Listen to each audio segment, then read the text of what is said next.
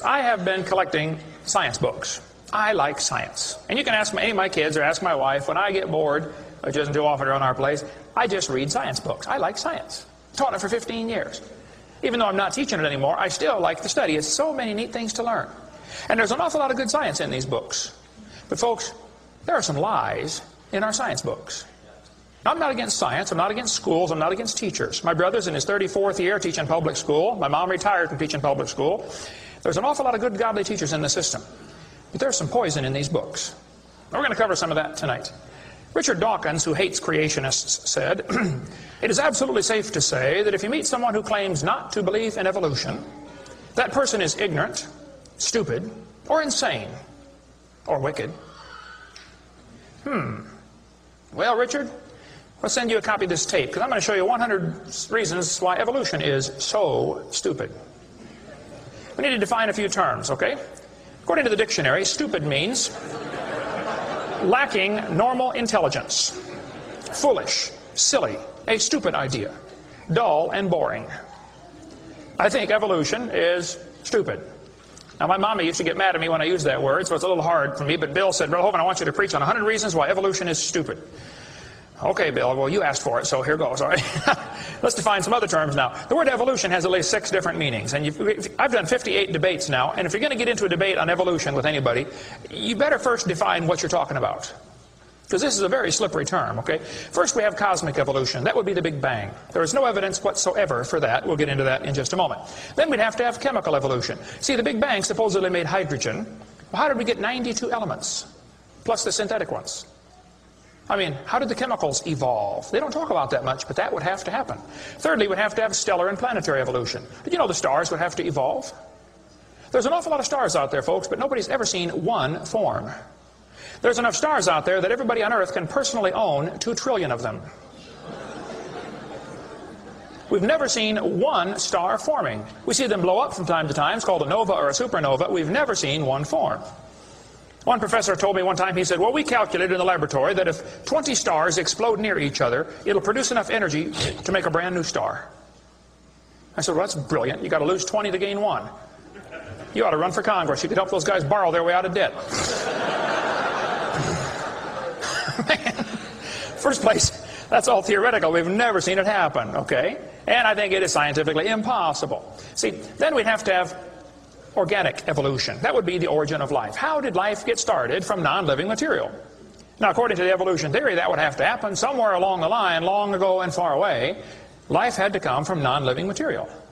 And yet, we've never seen that happen. There is no evidence that it can happen. We'll talk about that in a minute. Fifthly, we would have macroevolution. That is where an animal changes into a different kind of animal. Nobody's ever seen a dog produce a non-dog. But the evolutionist believes a dog came from a rock, if you go back far enough in time, 4.6 billion years. Finally, we have microevolution. Now, I don't like this word, okay, because it gets people confused. I think we ought to just call it a variation. But microevolution happens, folks. That is a fact of science. Animals produce a variety of offspring, but it's always the same kind. The first 5 definitions of evolution are stupid. It doesn't happen. It's certainly not part of science. It's something you have to believe in. They teach the kids it all started with the Big Bang 20 billion years ago. A Big Bang. I like to ask them some simple questions. What exploded? And where did it come from? And where did the energy come from? Et cetera, et cetera. According to the Big Bang theory, it all started with a little tiny dot and exploded and spread out over all the universe much faster than the speed of light. Well, the Big Bang theory, as we'll see in a minute, is stupid. I don't know of a better way to say it. I'm trying to be nice to them, but it is just stupid. The Big Bang idea started with a Belgian astronomer named George something, can't pronounce his last name. George said that this original matter was no more than a few light years in diameter. At the very least, that would be 2, or about 12 trillion miles. So they started off teaching a spot 12 trillion miles across was what exploded. Well, they revised that down. In 1965, they said, no, it was only 275 million miles across. Well, that's way down from 12 trillion. 1972, they said, no, it's only 71 million miles across. I don't know how they know this stuff, but this is what they taught, okay? 1974, they said it was only 54,000 miles across. 1983, they said it was the trillionth the diameter of a proton. Now they're saying it's nothing at all. Nothing exploded. And here we are. This is what the textbooks teach. 18 to 20 billion years ago, all the matter in the universe was concentrated into one very dense, very hot region that may have been much smaller than a period on this page. That's stupid. This one says, all of the matter and energy someday will once again be packed into a small area, no bigger than the period at the end of this sentence. Then another Big Bang will occur. It happens every 80 to 100 billion years. So you can forget about global warming. We're going to get squished. Now this textbook author was brilliant. I could not believe how smart this guy was. He said, boys and girls, nothing really means nothing. You have to be at least that smart to write a book. He said not only matter and energy would disappear, but also space and time. However, physicists theorize that from this state of nothingness, the universe began in a gigantic explosion. What? Yes, boys and girls, you see, nothing exploded, and here we are. Now, who can argue with logic like that? Man, they even put this in major science journals like Scientific American. This fellow said, the observable universe, that would be us, could have evolved, there's that word again, you got to watch that one, okay, 6 meanings, from an infinitesimal region. In the Greek, that means a dot. It's then tempting to go one step further and speculate that the entire universe evolved from literally nothing. They call that science and put it in a science book. I would call that stupid and put it in the garbage. This is what the books teach. I collect them. I've got hundreds and hundreds of these books from countries all over the world, clear back from 1890s up until the 2001 textbooks. They're teaching this kind of stuff, folks. This one says, all the matter in the universe was drawn into this little tiny dot, and it spun faster and faster. This is what they teach the kids. Some kids doing this for homework tonight, right? It spun faster and faster. One day, it exploded. Big Bang. I was talking to a professor from Berkeley one time. I was sitting on the airplane next to a professor from Berkeley University. I don't know if you folks here in Idaho ever heard of Berkeley or not. But Berkeley is not a Bible college. So we got talking about the Big Bang, and he said he believed in the Big Bang theory. I said, yes, sir, I figured that. You have to teach at Berkeley. I said, tell me, sir, how did the universe get here? He said, well, 20 billion years ago, all the matter was squished in this little tiny dot, and it was spinning real fast, and it exploded. Big Bang. And pieces flew off and became the galaxies and the sun, the moon, the stars, and finally, you know, people. Here we are. I said, sir, could I ask you a couple questions, please? You know, one of my favorite things to do in life is asking questions to people who believe in evolution. I absolutely have a wonderful... That's how this whole ministry started. 12 years ago, I moved to Pensacola, Florida. Some article came out in the newspaper that said, dinosaur bones found in Montana from 80 million years ago. I wrote my first letter to the editor in my life, about 12 years ago. I wrote a letter to the editor. I said, yes, they found dinosaur bones, and yes, it was 40 feet long, and yes, it was found in Montana, but it was not from 80 million years ago. This one probably drowned in the flood in the days of Noah, 4,400 years ago. And you would have thought I shot the sacred cow. Actually, I did.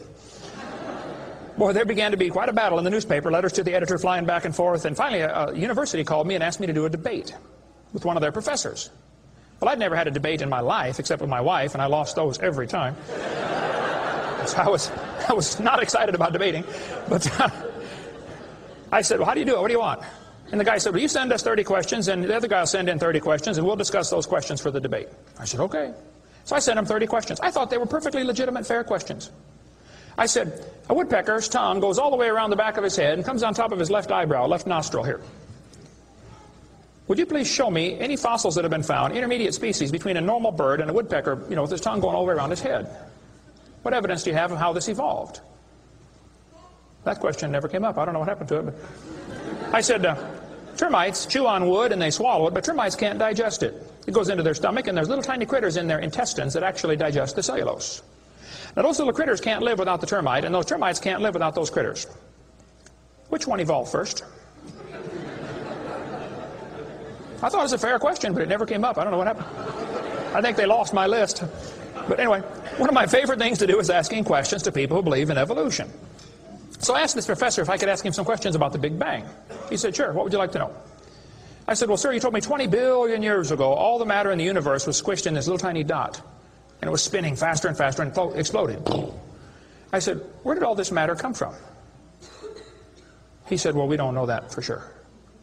I said, okay, now, sir, hold it. If I told you that I believe about 6,000 years ago God created the heaven and the earth, like the Bible teaches, you're going to say, and where did God come from? And I don't know. But you said 20 billion years ago there was a big bang, and you don't know where the dirt came from. So basically, I believe in the beginning God, and you believe in the beginning dirt. Don't tell me my theory is religious and yours is science. Oh, no, sir, they're both religious. The news media tries to make it look like it is religion versus science. I did a debate in El Paso, Texas here recently, and the news media wrote an article. They said, religious and scientific leaders debate evolution. No, evolution is a religion. Actually, both creation and evolution are inherently religious. These two timelines is the same information right here. I'll be referring to that throughout the seminar here. I cover this thing all the time.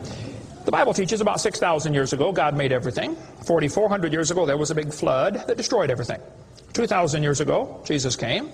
Here we are today, waiting for the Lord to come back in about 5 minutes. This is the Bible view of history. On this chart, 1 inch is 150 years. That's a long time. The 20 billion year chart on the bottom is a very different scale. But see, both views, creation and evolution, are inherently religious. You have to believe in creation or believe in evolution. The difference between the two, though, is very simple. The evolution religion is tax-supported. That's the difference. By the way, if I was to make that bottom chart the same scale as the top chart, the bottom chart actually needs to be 2,100 miles long. That's from Pensacola to Portland, Oregon. I don't want to carry a chart that big, so I made a new scale for the other one, okay? If they want to believe it happened long ago and far away, they're welcome to believe that, but that's not science. Evolution is a religious worldview, and I think it is stupid. So I asked the professor, where did the matter come from? He said, I don't know. I said, well, sir, would you please tell me where the laws came from? The universe is run by laws, gravity, centrifugal force, inertia. Who gave the laws? He said, we don't know that either. I said, sir, could you tell me where the energy came from? You know, it takes energy to make a big bang. Who bought the gas to run this machine anyway? He said, we don't know that either. I said, sir, could I ask you another question? He said, sure. What else would you like to know? What else? What do you mean else? You haven't told me nothing yet. I said, does Berkeley have a merry-go-round? How many of you know what a merry-go-round is? You go round and round until you puke, okay? He said, no, we don't have a merry-go-round at Berkeley. I said, you ought to get one. You could learn some good science on a merry-go-round. If you put some fourth graders on a merry-go-round, are there any fourth graders in here tonight? Who's in fourth grade? All right, I like fourth graders. I spent the best 5 years of my life in the fourth grade. That's before they diagnosed ADD. Put some fourth graders on the merry-go-round. I like using fourth graders because they're tough and they're expendable. And we're going to get the high school football team out there to get that thing spinning clockwise as fast as it will possibly go. Now, if you have a digital watch, you may not know what clockwise means. I'll explain it later. We're going to spin the merry-go-round clockwise. The kids are going to go through 4 phases. They start off in phase 1. They're screaming at the football players. Come on, let's go. Faster, faster. Can't you go any faster? You get up around 30 miles an hour. The kids enter phase 2, where they stop screaming. They just quietly concentrate on trying to hang on for dear life. You get up around 60 miles an hour. The kids enter phase 3, where they start screaming again. But now they're screaming, stop, stop, please, slow down. Don't stop, though. Keep going faster and faster. When you get to about 100 miles an hour, you should enter phase 4. That's where the kids begin to fly off the merry-go-round. Now, when this happens, you will notice a very interesting phenomena of physics. If the merry-go-round is going clockwise, when the kid flies off, the kid will be spinning clockwise until he encounters resistance, like a tree or telephone pole. That's because of a law in physics known as the conservation of angular momentum.